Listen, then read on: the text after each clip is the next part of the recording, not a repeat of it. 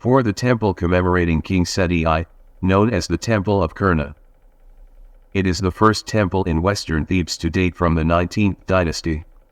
It was erected in commemoration of King Ramesses I as well as his son, King Seti I, who founded it because his father's short reign had prohibited him from erecting a temple for himself. However, the god Amun-Re, his wife, the goddess Mut, and their son, the god Khonsu, are the main gods of the temple. King Ramesses II, the son of King Seti I, finished it after his father's death. The temple featured 2 pylons, with a large courtyard behind each. The 2 front courtyards, or forecourts, were completely destroyed to their foundations, leaving behind only the temple's back and its sacred areas, which are preceded by the colonnade that came after the second, collapsed courtyard. 10 papyrus columns, of which there are currently 9 and only a portion of the 10th, supported the roof of the colonnade. This temple was originally 158 meters long, but as its front courtyards, which were 111 meters long, were destroyed, it is currently only 47 meters long. The 3 main entrances, which lead to the 3 portions of the temple, are connected by the colonnade's back wall. King Seti I and the Holy of Holies of the Theban Triad are accessible through the middle entrance.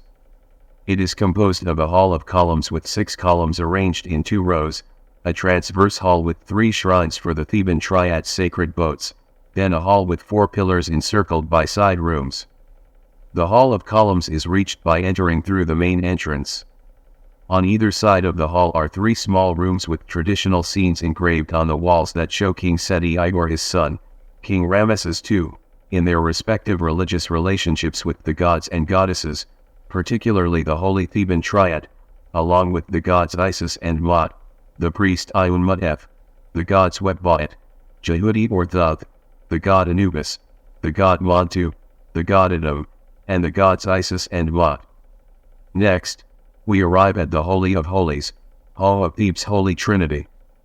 The boat of Amun-Re occupied the middle room as usual, and inside were 4 severely damaged pillars arranged in 2 rows.